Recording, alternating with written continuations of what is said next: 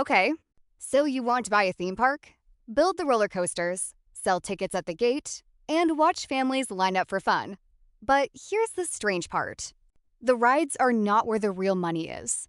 The real business begins after the family has already paid to enter and now has to eat, wait, upgrade, buy the toy, and somehow make the day feel worth it. That is the first thing you need to understand about this business. A theme park is not really a park. It is a controlled spending environment with roller coasters in the middle. The ticket gets people through the gate, but once they are inside, the outside world disappears. Lunch is inside, water is inside, shade is inside, the bathroom is inside, the souvenir your child suddenly cannot live without is inside. And because leaving means wasting the ticket, every basic need becomes a premium product. So before you buy one, let's start with the obvious question. How much does it cost? At the very bottom of the market, you can buy a small amusement park for a few $1,000,000. Not Disney, not Universal. More like a local park with a few rides, a parking lot, a food stand, maybe one wooden coaster that has been repainted more times than it has been upgraded. This is the version where you are not buying magic. You are buying land, rust, insurance, and a summer job with bankruptcy risk. Move up one level, and you get the regional park. This is the Six Flags model. Big parking lot, roller coasters, water park, season passes, school groups, teenagers, families within a 3-hour drive. It is not a vacation destination. It is a repeat visit machine. Six Flags called itself the largest regional amusement park operator in North America in 2025. And in just the third quarter of that year, it reported 21.1 million visits. The important number was not just attendance. It was spending per guest. In-park per capita spending was $59.08, and that included admissions, parking, online fees, food, merchandise, games, and extra charge offerings. That number tells you the whole business. The guest is not one ticket. The guest is a moving wallet. Then there is the destination resort. Disney, Universal, Orlando, Anaheim, Osaka, Paris. Places where the park is not a day trip anymore. It is the reason for the flight, the hotel, the restaurant reservation, the matching family shirts, the 3-day ticket, and the conversation your child has been having since February. At that scale, the numbers stop looking like amusement and start looking like infrastructure. Disney's Experiences segment generated $36.156 billion in revenue in fiscal 2025, with almost $10 billion in operating income. That segment includes parks, resorts, cruises, vacations, merchandise, licensing, and consumer products. Universal's theme park segment generated $9.836 billion in revenue in 2025 and $3.08 billion in adjusted EBITDA. Its theme park revenue primarily comes from ticket sales, in-park food, beverages, merchandise, and consumer products. So no, this is not a carnival business. This is one of the biggest cash machines in entertainment. But the cash machine starts with one boring thing: the gate. The gate is where you collect the first payment. Single-day tickets, multi-day tickets, annual passes, group sales, school trips, corporate events, dynamic pricing, peak days, off-peak days, holiday pricing, summer pricing. A normal business wants to sell the product once. A theme park wants to sell the same gate again and again in different forms. The single-day customer pays the highest price. The annual pass holder pays less per visit, but returns more often, buys food, fills slow days, brings friends, and creates predictable cash before the season even starts. This is why season passes are so powerful. A bad restaurant waits for customers to show up. A theme park can collect money months before the guest ever walks in. But tickets are only the beginning. Now we get to the part where the business becomes interesting. Food. A family can refuse a souvenir. They can skip a game. They can decide not to buy the photo from the roller coaster. They cannot skip lunch forever. And the moment they get hungry inside your park, you are not competing with every restaurant in the city. You are competing with the idea of walking half a mile back to the car, losing an hour, disappointing the kids, and then trying to get back through the gate again. That is not competition.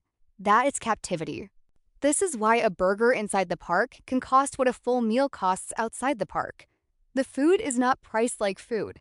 It is priced like convenience under pressure. Water, soda, popcorn, ice cream, chicken fingers, coffee, pretzels. Small tickets, high volume, all day. And the best part is that every ride makes people hungry again. They walk, they sweat, they wait, they burn energy. Then they buy sugar and salt from the same company that made them tired. The ride creates the appetite. The appetite creates the margin. Then there is merchandise. This is where theme parks become more dangerous than normal retail. A normal toy store sells a toy. A theme park sells the toy after the child has met the character, ridden the ride, walked through the themed land, taken the photo, and emotionally joined the story. By the time the child asks for the wand, sword, princess dress, dinosaur, lightsaber, or stuffed animal, the product has already been sold. The parent is just negotiating with the receipt. That is the power of intellectual property. Disney and Universal do not just own rides. They own characters. They own memories before they happen. The ride turns the brand into an event, and the gift shop at the exit turns the event into merchandise. Notice the design. You do not exit many attractions into a blank hallway. You exit through retail. That is not an accident. The emotional peak happens on the ride. The monetization happens 10 seconds later. Now we get to the strangest product in the whole park: waiting. At first, a line looks like a problem. Nobody likes waiting 90 minutes for a 3-minute ride. But in a theme park, waiting does two useful things. First, it proves demand. A ride with no line feels unpopular. A ride with a long line feels important. The crowd itself becomes advertising. Second, waiting creates a premium product. Because once the normal line becomes painful enough, skipping the line becomes valuable. This is the queue economy. The park creates one experience, then sells access to different versions of time. Regular guests pay with time. Premium guests pay with money. Same roller coaster, different wait. From the owner's point of view, this is beautiful. You do not need to build a second ride. You sell a better position in the line for the ride you already built. It is the closest thing a theme park has to business class. Everyone lands in the same place. Some people just suffer less on the way there. And once waiting has a price, the entire park changes. Crowd control becomes revenue management. Capacity becomes scarcity. Scarcity becomes an upgrade. The line stops being only an operational problem and becomes a pricing tool. But theme parks do not stop at the gate, the food, the toys, and the line. The real money at the highest level is the hotel. This is where Disney and Universal separate themselves from a regional park. A regional park gets your Saturday. A destination resort gets your week. Hotels change the entire business because they stretch one visit into multiple days. The guest no longer buys one ticket. They buy 3 days of tickets, 4 nights of rooms, breakfast, dinner, parking, transportation, souvenirs, maybe a premium pass because they flew too far to waste time standing around. This is why Disney's Experiences segment separates theme park admissions from resorts and vacations, merchandise, food and beverage, licensing, and other revenue streams.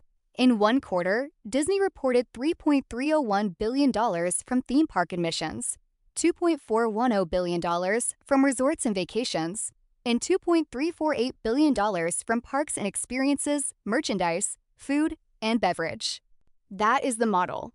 The ticket is one line item. The day is the product. The vacation is the empire. Universal has been moving in the same direction. Comcast said Epic Universe opened in Orlando in May 2025, and its theme park revenue growth that year was driven primarily by domestic parks, including higher Orlando revenue from the new park. A new park is not only a new park, it is a reason to stay longer. That is why a theme park resort wants multiple gates. 1 park is a day, 2 parks are a weekend, 3 or 4 parks become a vacation. At that point, the competition is no longer the local zoo. It is Hawaii. It is a cruise. It is Europe. It is the family's one major trip this year. Now, all of this sounds like a dream business. Tickets, food, toys, hotels, upgrades, parking, annual passes. You get paid before they arrive, while they are inside, and after they leave. So why doesn't everyone build one? Because the costs are brutal. A theme park is not something you can turn off. Rides need maintenance, trains need inspections, tracks need testing, operators need training, food stands need staff, bathrooms need cleaning, landscaping needs water, security needs to be visible but not frightening, insurance needs to exist before anything moves. SeaWorld's annual report describes ride inspection as daily, weekly, monthly, and annual work by maintenance experts and external consultants. It also says a large portion of expenses is relatively fixed because employees, maintenance, animal care, utilities, property taxes, and insurance do not vary significantly with attendance. That is the part most people miss. If 30,000 people show up, you need staff. If 10,000 people show up, you still need staff. The coaster does not care that attendance was weak this weekend. It still needs inspection. The insurance company does not lower your premium because it rained. The property tax bill does not care that school started early this year. This is why theme parks can be dangerous businesses. Revenue is emotional and seasonal. Costs are physical and stubborn. Attendance depends on weather, school calendars, travel patterns, consumer confidence, new attractions, safety perception, and the general feeling that families can afford to spend money. SeaWorld specifically says attendance is affected by affordability, new attractions, weather, marketing, travel patterns, economic conditions, consumer confidence, brand reputation, and safety perception. That is a long list of things you do not fully control. Then there is seasonality. Many parks make most of their money in a few months. SeaWorld said that historically, approximately 2/3 of its attendance and revenues were generated in the second and third quarters, and that it generally incurred a net loss in the first quarter. Think about that. You can own the roller coaster in January. It does not mean anyone wants to ride it in January, and if something goes wrong during peak season, there may not be enough calendar left to fix the year. A rainy July is not just bad weather. It is lost inventory you can never sell again. A hotel can sell the room tomorrow.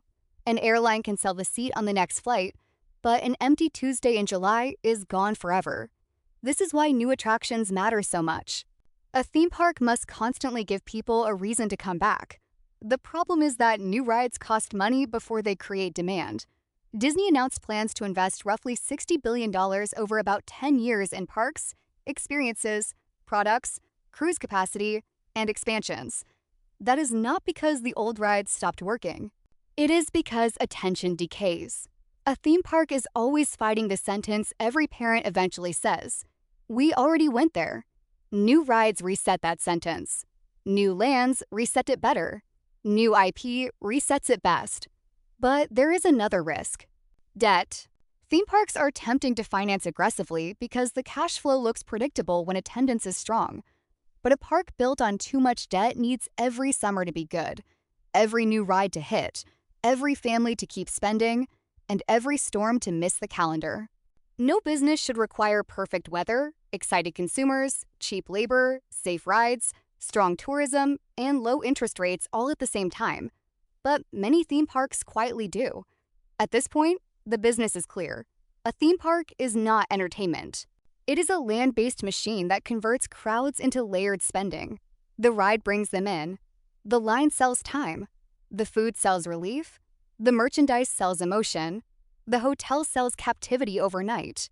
And the annual pass sells the promise that next time we'll feel free, even though it never is. Time to pull it all together and answer the actual question. How much money do you make if you do this right? Scenario 1. A small local amusement park. You buy it for $5 million to $20 million. A few rides, a small staff, a parking lot, basic food stands, maybe seasonal operations. If attendance is weak, you are buying yourself a maintenance problem. If attendance is stable, revenue might land between $2 million and $8 million a year, after labor, insurance, utilities, repairs, marketing, and debt service. Real profit might be a few $100,000. Not glamorous, not passive, and one bad accident, storm season, or failed inspection can wipe out the year. Scenario 2. A strong regional park.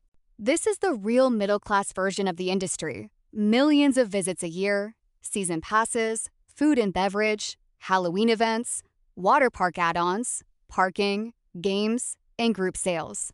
Using Six Flags style economics, if your park can get around $60 of in-park spending per visitor and attract several million visits, you are no longer running a park. You are running a high-volume consumer machine. But the machine still needs constant capital, and the weak parks in a portfolio can drag down the strong ones. Six Flags said its largest and most established parks represented about 70% of park-level modified EBITDA through the first 9 months of 2025. That tells you something important. Not all parks are equal. The best ones carry the rest. Scenario 3. A destination resort. Now you are in Disney and Universal territory. Multiple parks, hotels, IP, restaurants, vacation packages, merchandise, premium access, transportation, a reason for families to fly across the country. The capital required is enormous. The payoff can also be enormous. Disney's experiences business generated almost $10 billion in operating income in fiscal 2025. Universal's theme parks generated more than $3 billion in adjusted EBITDA. At that level, you are no longer selling rides. You are selling a family's annual memory. And once a business owns the memory, it can charge for everything around it. So if you do decide to buy a theme park, remember the most important rule. The roller coaster gets them through the gate. The money is made after they are too tired, too hungry, too emotionally invested, and too far from the parking lot to leave. A theme park does not sell rides. It sells a controlled day where every emotion has a price.